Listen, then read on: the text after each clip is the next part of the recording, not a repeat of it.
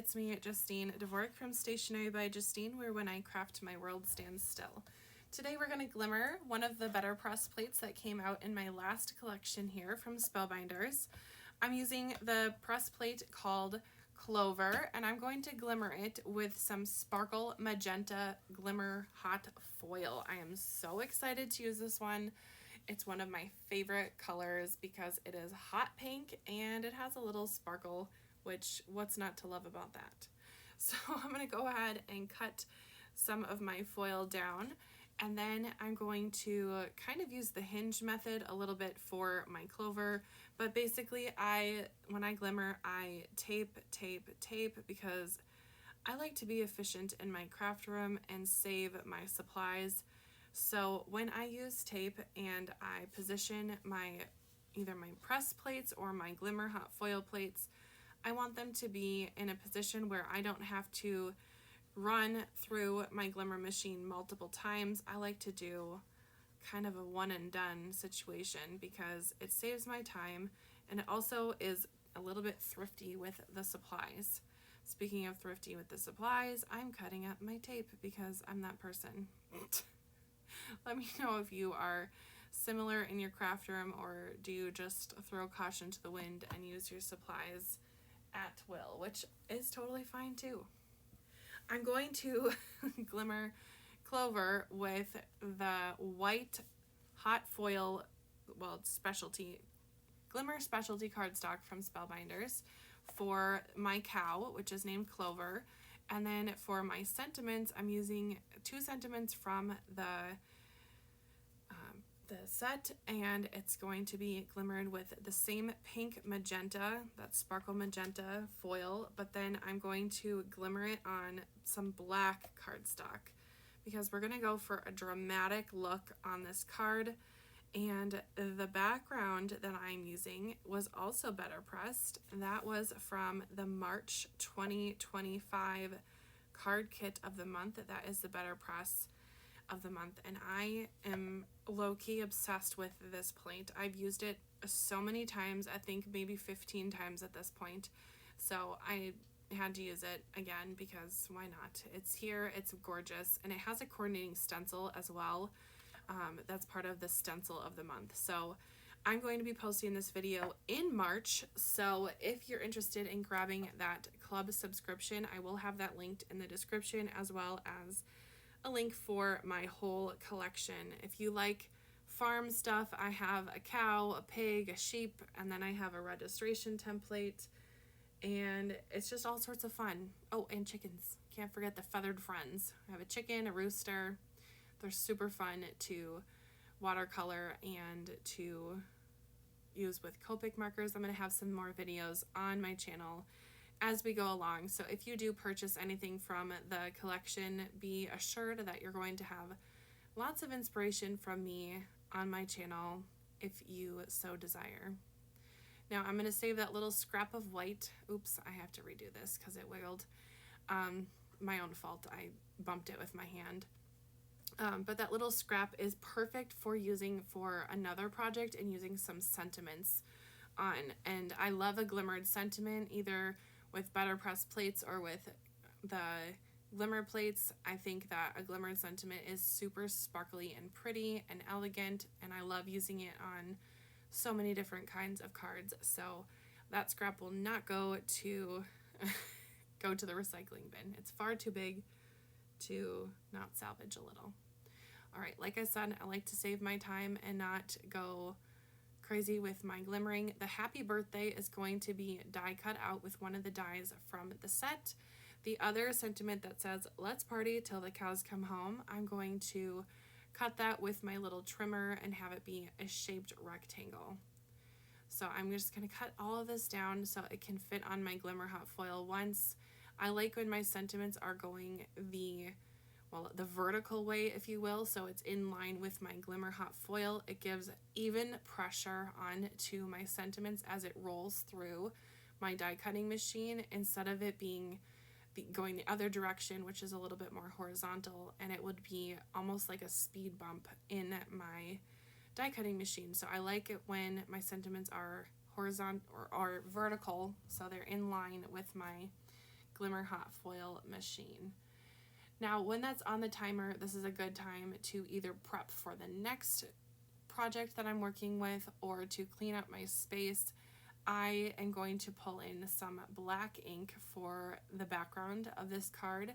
I'm not going to color Clover at all this time. I'm actually going to use a little bit of ink smushing or ink kind of wiggling on the edge, and it's going to be kind of an interesting finished result. So if you have any opinions or if you have bought Clover, I would love for you to let me know in the comments and we can chat about it. If you have any of the Justine's Farm collection, be sure to share all of your makes either on Instagram or on my Facebook group, Stationery Maker Group.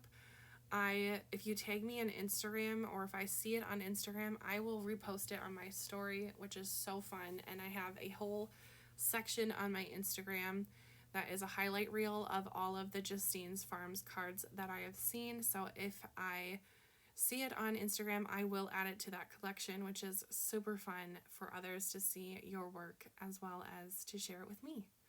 This has been such a fun experiment to do a whole BetterPress release, and I've had such a fun time. So, all right, I'm going to go ahead and take these off of my Glimmer hot foil. It is a hot machine, so just FYI, you're seeing me using my bare hands. I'm used to that. I cook a lot, I bake a lot. That's life. But if you're using Glimmer for the first time, be cautious. It's hot. Also, if you're using Glimmer for the first time, if you have a machine, maybe you bought it at home, maybe over the holiday season where it was on sale, maybe during Black Friday or Christmas, pull it out, give it a go. Just enjoy. Look how fun Clover looks. Oh, okay. Well, here we go. I'm going to go ahead and die cut out my sentiments and fussy cut out Clover. Then here I'm going to go ahead and ink blend around my back panel here. I'm just using my go-to black ink. This is probably not even the correct ink to use for ink blending, but again, I'm a frugal crafter. I don't want to spend money on another black ink if I have a black ink that will do the job here in my craft room. So I'm just taking my black ink brush and just wiggling on the edge, and this is going to give kind of a dramatic, smoky, foggy shadow around the edge of my little cow here. This is going to be kind of a fun, girly birthday card that is a little bit more like hip and dramatic, and I'm all about the pink and the dramatic look here. So that's basically the whole point of adding this ink blending on the side. I didn't want to go crazy and heavy-handed with the ink blending, so this does take a little bit of time, but it's not that big of a deal. And then for the cleanup for my plate or my background glass mat, it's just a little bit of water. And I think I did end up spraying on some of the stamp cleaner from Ranger. I have this stamp cleaner. If you've watched some of my videos in the past, you know I've talked about that cleaner before. Sorry for the weird like chicken noise in the back. That was my card against the glass mat. Anyway, but that cleaner is bubblegum scented and it is super strong. So now my craft room smells like bubblegum. All right, I'm going to go ahead and add on all my elements and just see how it's looking. See if I want my cow to be on the top, the bottom. I always, well, don't always, but I oftentimes forget to leave room for my sentiments. So I definitely don't want to do that. But before I add her on, I'm going to take my black ink brush, and I'm not adding any more ink at all onto the brush. Sorry, my phone is dinging. Oh, anyway, and I'm going to just rub all of that around and make sure that it's getting nice and almost distressed a little bit, but with black. Usually when I distress things, I use Vintage Photo, but because this card is more on like the cool tone side of things with the pink and the purple and the black, I thought that black would be kind of fun as well. There's really no right or wrong, but I think it just gives a little more of a softer edge to the cow as well, and it's not so harsh with the contrast between the white paper and my really cool background. It's always fun to see about different layouts for sentiments and just kind of see what works. I think I'm going to end up putting these on the bottom, and we will go ahead and attach them. Now, to do that, I like to use liquid glue for attaching my panels on. I used to use a lot of double-sided tape, but I find that the liquid glue holds up better over time. I sometimes sell my cards and I don't want them to be falling apart on people, especially if they pay money for a card. So liquid glue it is, and Barely Art liquid glue is my fave. So now that my background's all set, I'm going to pop up my sentiment and pop up my cow. Whenever I use foam, I like to pop up all my sentiments. I think it's just fun to have a little bit of oomph. Now, if you're wondering how I made the background, that is a good question. I forgot to mention that before. So I used the BetterPress plate to get that texture on there. But the paper itself is from Hobby Lobby. It's one that I keep talking about a lot. It's called watercolor paper from Hobby Lobby. It's already colored. So I did not watercolor it, but it looks super cool. And it actually glimmers very well, which shocked me. But I've glimmered with it before. I've used BetterPress plates to glimmer with it. I've stamped on it. It's really a cool paper. Unfortunately, Hobby Lobby does not have an online platform for showing you links to things, so I can't really do that, but just know that it is called watercolor paper from Hobby Lobby. I'm sure it's still there, although I did buy it about a year ago, so honestly, who knows with how the direction with Hobby Lobby is going. I'm not thrilled that they pulled out a lot of the really awesome companies out of there and put in some junkier ones, but that's a story for another day. I've gone ahead and glued my two sentiments together just a little bit so the foam has a spot to kind of land on, and so my sentiment is kind of looking like it's all in one. And I'll add that right onto my card base, and then I'm going to pull in some chunky gems that I've been hoarding in my craft room. This is from a card kit from a couple of years ago, and I really like these gems. They're kind of holographic, a little bit of purple, blue, green, pink, etc.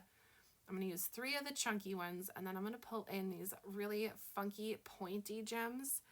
I'm going to use 4 different colors, and I don't know really the reason why my brain said, yeah, do that, girl, but it did.